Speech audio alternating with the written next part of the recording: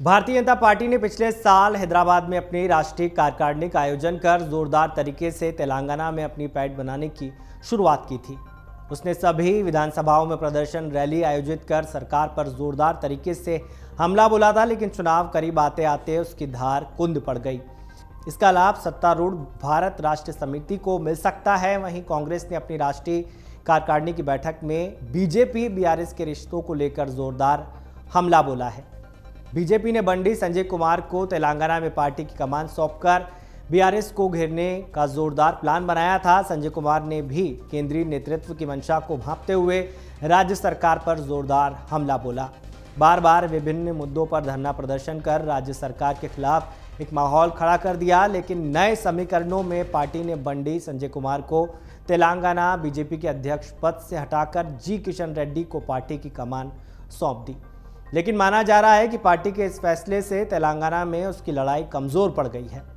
नए अध्यक्ष उतने प्रभावी नहीं हो पा रहे हैं। पार्टी ने अपनी चुनावी कमान जिस इटला राजेंद्र को सौंपी है, वो भी पूर्व में केसीआर के सबसे भरोसेमंद सहयोगियों में से एक है।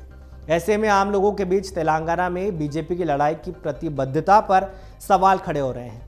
हालांकि बीजेपी का दावा है कि तेलंगाना में उसका चुनावी अभियान पूरी आक्रामकता के साथ चल रहा है।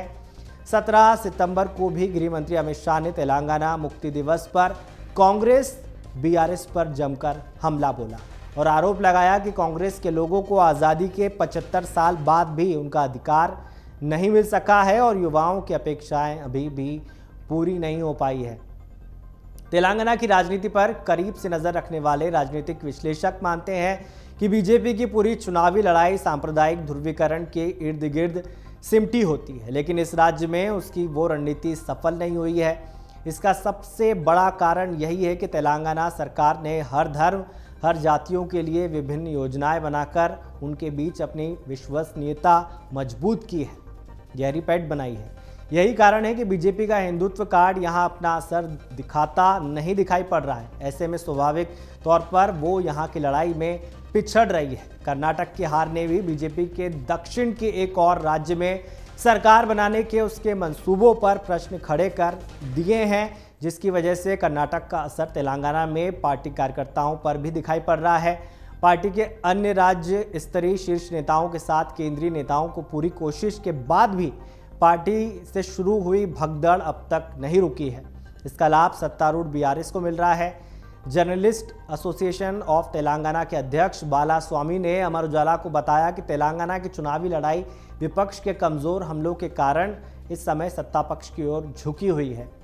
तमाम मुद्दों को लेकर उसके विरुद्ध जनता में कुछ आक्रोश तो है, लेकिन विपक्ष इस आक्रोश को भुनाने में अब तक सफल नहीं हुआ है। कांग्रेस ने अपनी राष्ट्रीय कार्यकारिणी के बहाने बीआरएस सरकार को घेरने की योजना बनाई है। उसके पोस्टर्स पर भी सरकार पर जमकर हमले किए गए हैं, लेकिन इस लड़ाई को जमीन पर ले जाए बिना लाभ मिलने की उम्मीद नहीं की जा सकती। वहीं उल्टे अनेक कल्याणकारी योजनाओं के सहारे चुनावी साल में भी सरकार जनता को अपने पक्ष में मोड़ने की कोशिश कर रही है। इसमें उसे सफलता मिलती भी दिखाई पड़ रही है। भाजपा की चुनावी रणनीति कमजोर पड़ने से भी बीआरएस को बढ़त मिलती दिखाई दे रही है। दरअसल तेलंगाना के मुख्यमंत्री के चंद्रशेखर राव ने समाज के हर वर्ग तक अपनी पहुंच बनाने की जो रणनीति अपनाई थी, वो कारगर साबित हो रही है। समाज के किसी भी वर्ग की लड़कियों के विवाह के लिए 1.16 लाख रुपए नगद की सहायता उन्हें महिलाओं और गरीब वर्गों में बहुत लोकप्रिय बना रही है। देश के किसी भी राज्य में गरीब लड़कियों के विवाह के लिए इतनी आर्थिक सहायता नहीं दी जा रही है। अन्य विभिन्न योजनाओं से भी सरकार ने गरीब वर्गों के बीच अपनी पकड़ मजबूत करने का काम किया है। यही कारण है कि समाज के सबसे निचले तबकों पर केसीआर की पकड़ मजबूत बनी हुई है और ये पकड़ निर्णायक बढ़त बनाने में महत्वपूर्ण भूमिका अदा कर सकती है, जिसकी चर्चा चारों ओर हो रही है। अमर उजाला अब आपके टीवी पर भी। अपने स्मार्ट टीवी पर YouTube पर सर्च करें अमर उजाला, चैनल सब्सक्राइब करें और देखें ताजा खबरें, वो भी HD क्वालिटी में। और हाँ, बेल आइकन दबाना ना भूलें ताकि हर खबर हो आपके घर।